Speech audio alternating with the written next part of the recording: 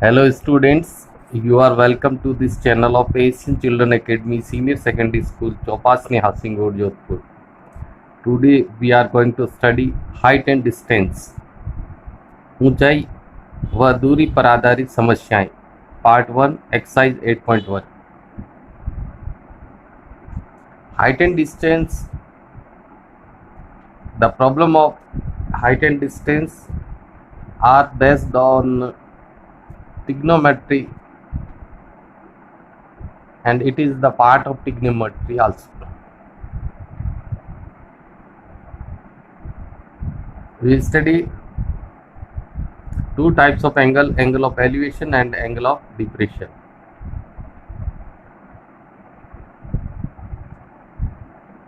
Let's start today's topic, height and distance. Height and distance, ऊंचाई व दूरी, part 1 exercise 8.1. इस एक्सरसाइज में हम जो है ये एक्सरसाइज भी अपने आप में ट्रिग्नोमेट्री पर ही बेस्ड है. त्रिकोणमितीय पहले हमने एंगल्स या रेशियोज वाली एक्सरसाइज की थी, उसके बाद त्रिकोणमितीय आइडेंटिटीज, ट्रिग्नोमेट्रिक आइडेंटिटीज, त्रिकोणमितीय सरल समीकरण. अब उसी का अगला जो टॉपिक है वो है हाइट एंड डिस्टेंस. तो हाइट एंड डिस्टेंस में हमारे पास दो चीज़ें जो है हमें लर्न रखनी है. इसमें एक क्वेश्चन आता है एंगल ऑफ एलिवेशन का, तो दूसरा क्वेश्चन आता है angle of depression. Angle of elevation का उन्नयन या अनंतास कौन कहते हैं? उन्नयन यानी जिस समय हमारे नयन ऊपर की तरफ हो, यानी आंखें ऊपर की तरफ देखें, यानी हमारे खड़े रहने की पोजीशन सी पर हो और हम किसी भी वस्तु को या ऑब्जेक्ट को ए पर देखते हैं, तो सरफेस और हमारे आई के बीच में जो एंगल बनता है वो होता है एंगल ऑफ एलिवेशन, यानी कि this one, theta. Angle of elevation ये कौन सी सिचुएशन से बनता है? जब हमारी पोजीशन या किसी भी व्यक्ति या पर्सन की पोजीशन सी पर हो या उसकी आई की पोजीशन सी पर हो और वो किसी ऑब्जेक्ट को, जो कि कहाँ पर ऑब्जेक्ट पड़ा, ए पर पड़ा, उसको अगर सी से ए की तरफ देखता है तो सरफेस, अर्थ के सरफेस और आई के बीच में जो एंगल बनता है वो एंगल ऑफ एलिवेशन है, जिसको उन्नयन या अनंतास कोण बोलते हैं. ये भी समकोण त्रिभुज पर आधारित है, राइट एंगल ट्राइंगल पर. इसी तरह एंगल ऑफ डिप्रेशन क्या होता है? जब किसी पर्सन या व्यक्ति की पोजीशन ए पर हो, यानी व्यक्ति ए पर खड़ा है, इस हाइट पर खड़ा है और ऑब्जेक्ट जो है वो सी पर पड़ा है, किसी भी ऑब्जेक्ट या वस्तु को सी पर देखता है, यानी किसी हाइट पर खड़ा व्यक्ति सरफेस पर किसी भी ऑब्जेक्ट को देख रहा है, तो वो जो एंगल बनेगा वो बनेगा angle of depression. This is angle of depression, यानी कि ये भी एंगल ऑफ डिप्रेशन ही है.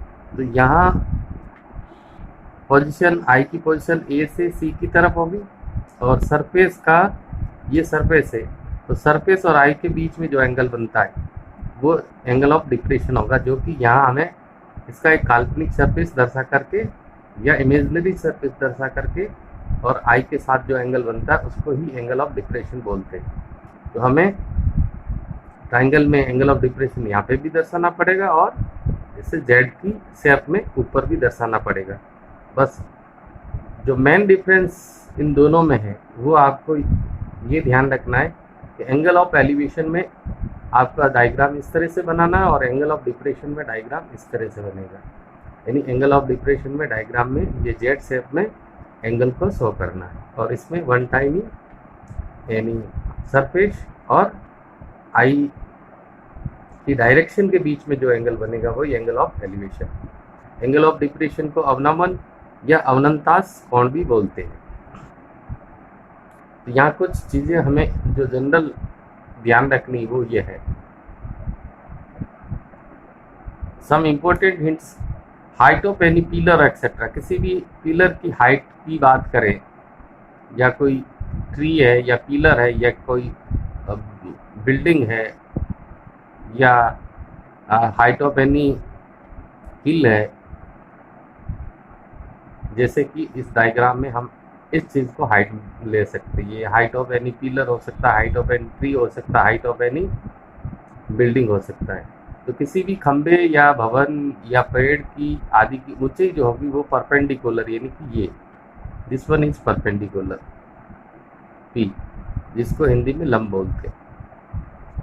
Distance from base any point etcetera, आधार से किसी भी बिंदु आदि की दूरी, यानी ये इसका ये जो बिल्डिंग या पिलर है उसका बेस ये हो गया, और इस बेस से उस पॉइंट की जहाँ पर एंगल बनता है उसका जो डिस्टेंस होगा वो हमें बेस लेना है, यानी आधार लेना है। स्लैंट हाइट या स्लैंट डिस्टेंस, यानी स्लैंट, ये ए सी स्लैंट, तिरछी कोई भी ऊंचाई होगी, तिरछी ऊंचाई या तिरछी दूरी, वो आपको हाइपोटेनियस यानी कि कर्ण के तौर पर लेना है। अब स्लैंट हाइट या स्लैंट डिस्टेंस यानी तिरछी कोई भी ऊंचाई या दूरी क्या क्या हो सकती है? पहाड़ी का ढलान हो सकता है, स्लैंट हाइट ऑफ हिल, पतंग की डोरी की लंबाई हो सकती है, length of string of kite, वायुयान की उड़ान हो सकती है, फ्लाइट ऑफ एयरप्लेन, खंभे को सहारा देने वाले तार की लंबाई हो सकती है, length of wire which support the pillar, पेड़ का टूटा हुआ भाग हो सकता है, the broken part of any tree, इसको हम क्या लेंगे? हाइपोटेनियस लेंगे, यानी कर्ण लेंगे। ये टूटा हुआ भाग या ये आप क्या दे, पहाड़ी का ढलान, पतंग की डोरी, वायुयान की उड़ान, खंभे को सहारा देने वाले तार की लंबाई, ये सब हमें हाइपोटेनियस यानी कर्ण लेना है। और जो खड़ी चीज़ होगी, जो भी हाइट के लिए, जिसको हाइट के लिए बोला जाएगा, वो परपेंडिकुलर होगा। And then distance from base, base से जो डिस्टेंस होगी वो क्या होगी? बेस होगी। इस डायग्राम में भी देख लीजिए, ये परपेंडिकुलर के लिए ये काम करेगा, हाइपोटेनियस के लिए स्लैंट हाइट काम करेगी, और बेस के लिए ये BC बेस के लिए काम करेगा। तो और क्या ध्यान रखना है इसमें? ये हाइट में परपेंडिकुलर हो गया यानी कि लंब हो गया, distance from base any point, किसी बिंदु से बेस की दूरी जो है वो आधार होगी, बेस होगी, स्लैंट हाइट तिरछी कोई भी दूरी या ऊंचाई है वो कर्ण होगी। फिर इसके बाद में ये आपको ट्रिग्नोमेट्री रेशियो ध्यान रखना है, जैसे LAL लाल बट्टा का, और इंग्लिश वाले ऐसे याद रख सकते PBP पंडित बद्री प्रसाद हर हर बोले। इसके साथ ही आपको sine theta, cos theta, tan theta, cot theta, sec theta और कॉसेक थीटा भी याद रखना है। साइन ऑफ थीटा का रेशियो होगा P/H और L/K, यानी कि लंब बट्टा कर्ण या परपेंडिकुलर अपॉन हाइपोटेनियस। इसी प्रकार कॉस ऑफ थीटा का होगा बेस अपॉन हाइपोटेनियस या आधार बट्टा कर्ण। टेन थीटा का होगा परपेंडिकुलर अपॉन बेस और लंब बट्टा आधार। कोट का इसका उल्टा हो जाएगा, टेन का उल्टा, और सेक का कॉस का उल्टा होगा, और कॉसेक का सेक साइन का उल्टा होगा। हमें जो साइड्स जिस तरह से लिखनी है उसका एक पैटर्न है, अननोन साइड ऊपर लिखनी है, नॉन साइड नीचे लिखनी। अननोन साइड और नॉन साइड से कोई भी एक रेशियो बनेगा, वो ट्रिग्नोमेट्री रेशियो होगा। उसी के अकॉर्डिंग हमें टेबल की वैल्यू लेकर के उसको सॉल्व करना है। तो let's start the example.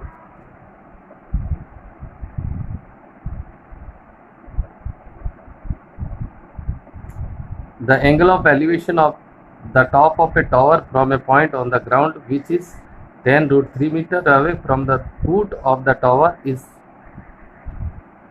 60 degree. Find the height of a tower. Height of the tower. ये खंबे के शिखर से समतल पर स्थित किसी बिंदु से खंबे के शिखर का उन्नयन कोण 60 डिग्री, जो खंबे के आधार से 10√3 मीटर दूर स्थित है। खंबे की ऊंचाई ज्ञात करो। तो सबसे पहले हम इसका ड्राइंग बनाते हैं।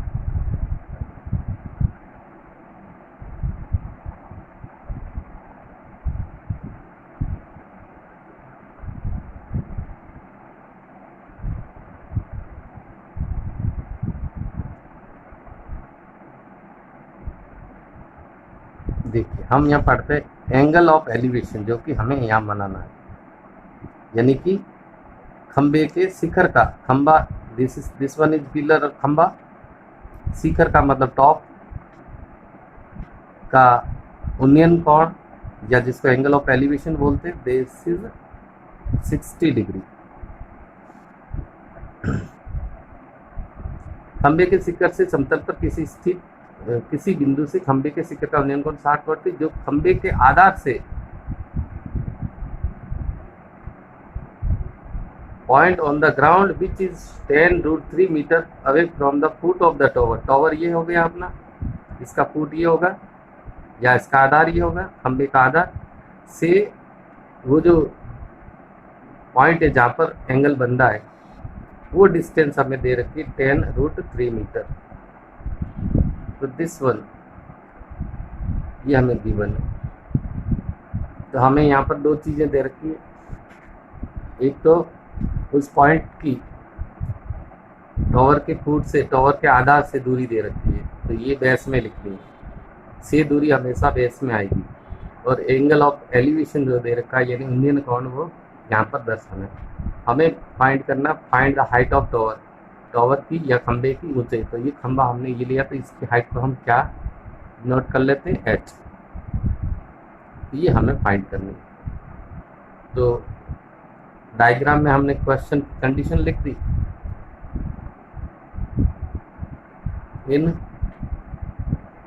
ट्राइंगल ABC यानी कि त्रिभुज ABC में, ये समकोण त्रिभुज ABC में हमें हमेशा, जैसा कि अभी थोड़ी देर पहले मैंने बताया कि हमें जो रेशियो लेना है वो कैसे लेना है, अननोन साइड ऊपर लिखनी है और नॉन साइड नीचे लिखनी है। तो यहाँ पर चलते हैं इस क्वेश्चन में। अननोन साइड यानी जिसको हमें ज्ञात करना है AB है और नॉन साइड है BC जो कि गिवन है, दे रखा क्वेश्चन।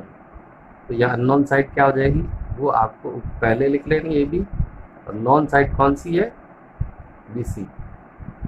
अननोन साइड की बात करें तो कितना दे रखा H, और नॉन साइड दे रखी है 10√3, दिस इज H एट 10√3।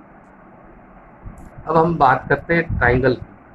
तो ट्राइंगल में ये एंगल दे रखा, एंगल के सामने जो होती है वैल्यू वो परपेंडिकुलर या लंब,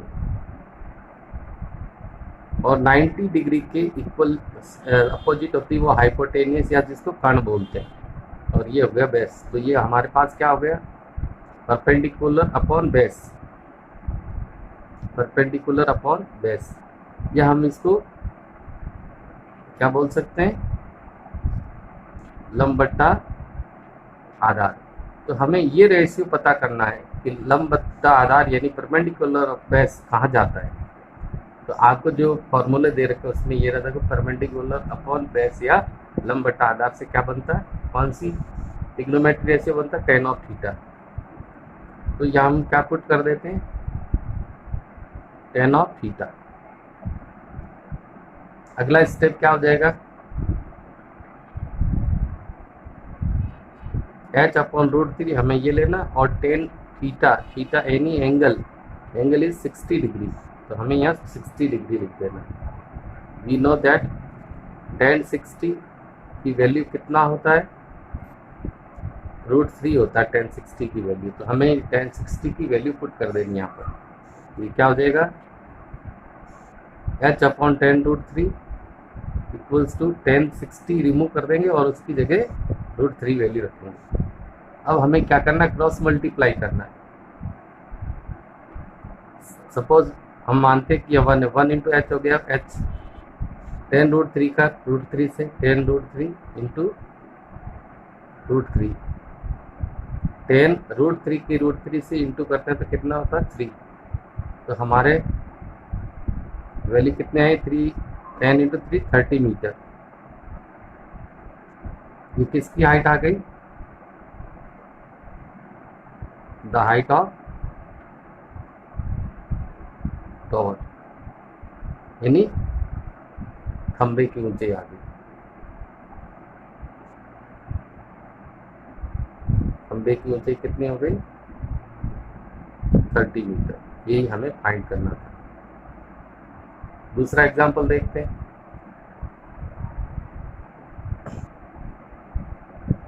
The angle of depression of any boat from a 50 meter high breeze is 30 degree. Find the horizontal distance between boat and bridge. सबसे पहले हम एक 50 मीटर ऊंचे पुल से किसी नाव का अवनमन कोण 30 डिग्री है, तो नाव व पुल के बीच की 37 दूरी, यानी पहले इसका डायग्राम देखेंगे आप।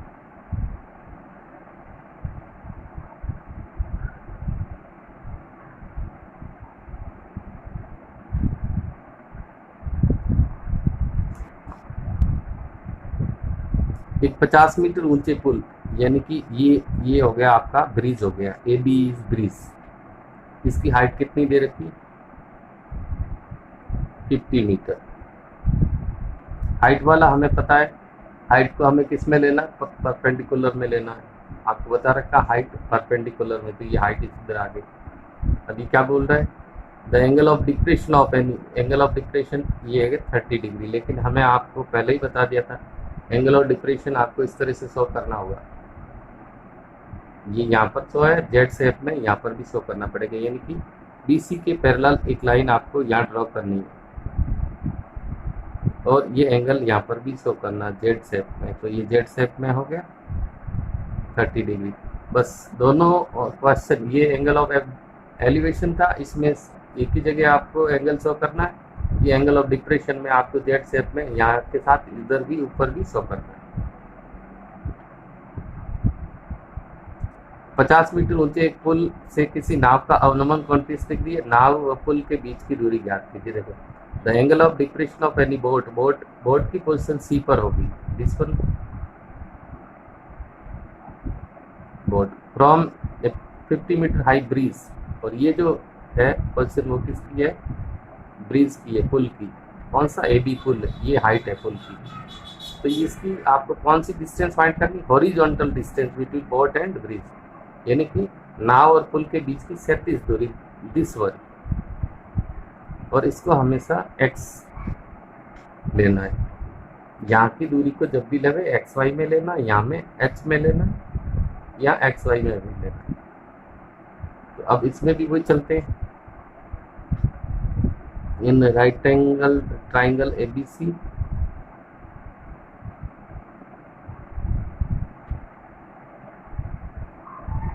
कैसे लिखना है, नॉन और अननोन ऊपर लिखना है। तो ये अननोन साइड BC है और नॉन साइड कौन सी है, AB। तो हम यहाँ पर लिखेंगे BC अपॉन AB। BC हमें फाइंड करनी है x है, जो हमने एज्यूम की है, इमेजिन की, और AB की वैल्यू दे रखी 50। अब हम पता करते हैं ट्राइंगल के अकॉर्डिंग ये कौन सी साइड होती है, ये बेस है और एंगल के सामने परपेंडिकुलर, तो बेस अपॉन परपेंडिकुलर हो गया। तो हम यहाँ रेशियो में जाते हैं, base upon perpendicular, base upon perpendicular नीचे से पढ़ रहे हैं, इसका मतलब ये क्या हो गया, कॉट ऑफ थीटा, यानी कि यहाँ जो ट्रिग्नोमेट्री रेशियो आएगा वो कॉट थीटा आएगा। Now next x upon 50 cot theta, theta की वैल्यू 30 डिग्री। आप चाहो तो इससे पहले यहाँ लिख सकते हो कि भी ये कौन सा x क्या है, बेस है, और 50 कहाँ है, परपेंडिकुलर, या इसको हम आधार बट्टा लंब भी लिख सकते हैं, और आधार बट्टा लंब से ही कौन सी बनती है, कॉट थीटा। ये चाहो तो लिख सकते हैं। फिर हमें सिर्फ केवल ओनली न्यूमेरिकल वैल्यूज आगे ले दी, यहाँ पर कॉट 30 आ गया तो कॉट 30 की वैल्यू लिख देते। कॉट 30 की वैल्यू कितनी होती है टेबल से, 1/√3, सॉरी कॉट 30 है, 60 नहीं है, सॉरी कॉट 30 की वही √3 होगी, यानी 1060 के इक्वल √3। तो हम यहाँ वैल्यू पुट कर देते हैं x अपॉन 50, और कॉट 30 हटा देंगे और इसकी जगह √3 वैल्यू पुट कर देंगे। सपोज हियर इज 1, तो x अपॉन 1, x इंटू 1 हो जाएगा, क्रॉस मल्टीप्लाई से x और 50√3। आप चाहें तो √3 की वैल्यू भी पुट कर सकते हैं। 50 इंटू √3 की वैल्यू होती है 1.732, मल्टीप्लाई करते 5 टू द 10, 1, 15 और 1 16, 1, 35 और 1 36, 3, 503 123, ये कितना आ गया 86.60 मीटर। क्या है ये x की value. x means horizontal distance between boat and bridge.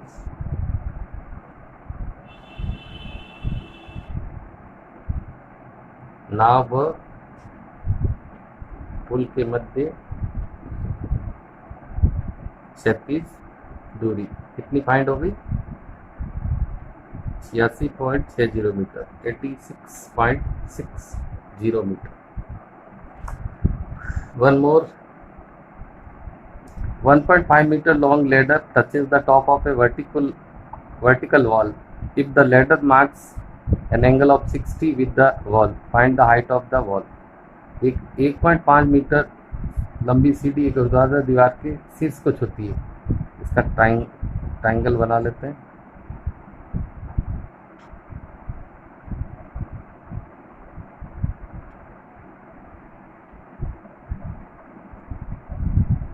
एक 1.5 मीटर लंबी सीढ़ी एक ऊर्ध्वाधर खड़ी दीवार के शीर्ष को 1.5 मीटर लंबी 1.5 मीटर लॉन्ग लेडर कैसे रखते हैं, स्लैंट ऐसे ही रखेंगे लेडर, तो ये हो गया 1.5 मीटर। ये भी कि हाइपोटेनिस शो करेंगे इसमें, ये है इसमें 90 डिग्री शो नहीं किया था।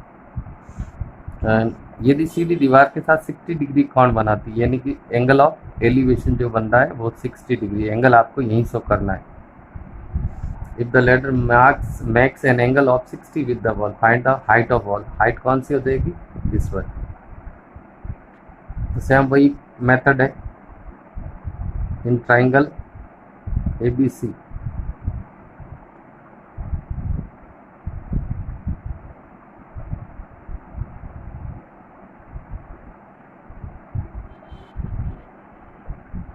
हमें यहाँ देखो एक हाइट ये जो फाइंड करनी और ये गिवन है, तो अननोन कौन सी हुई AB और नॉन कौन सी हो जाएगी AC।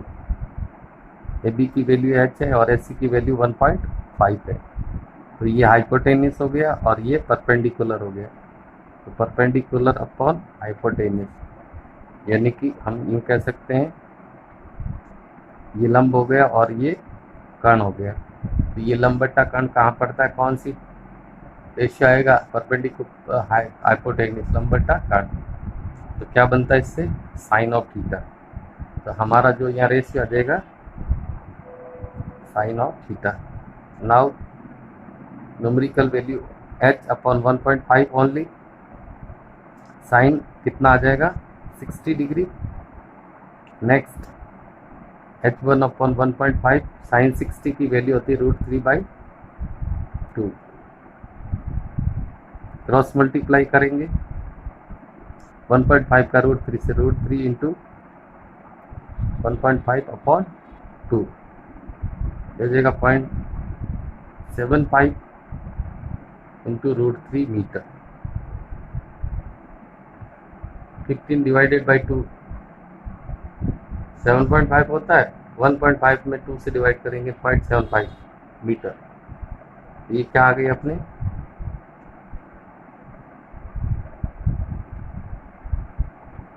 Height of the wall 0.75 into √3 metre, यानी दीवार की ऊंचाई कितनी आ जाएगी 0.75 √3 metre. This one the answer. तो इस प्रकार से सारे क्वेश्चन एक ही पैटर्न से हो गए। आपको राइट एंगल ट्राइंगल लेकर के उसमें प्रॉपर साइड को शो करना और प्रॉपर एंगल को शो करना। फिर एक ही पैटर्न है, अननोन साइड ऊपर लिखनी, नॉन साइड नीचे लिख करके ट्रिग्नोमेट्रिक रेशियो लिखना है और फिर एंगल की वैल्यू रख के उसको क्रॉस मल्टीप्लाई करके अननोन साइड को हम फाइंड कर लेंगे। Thank you.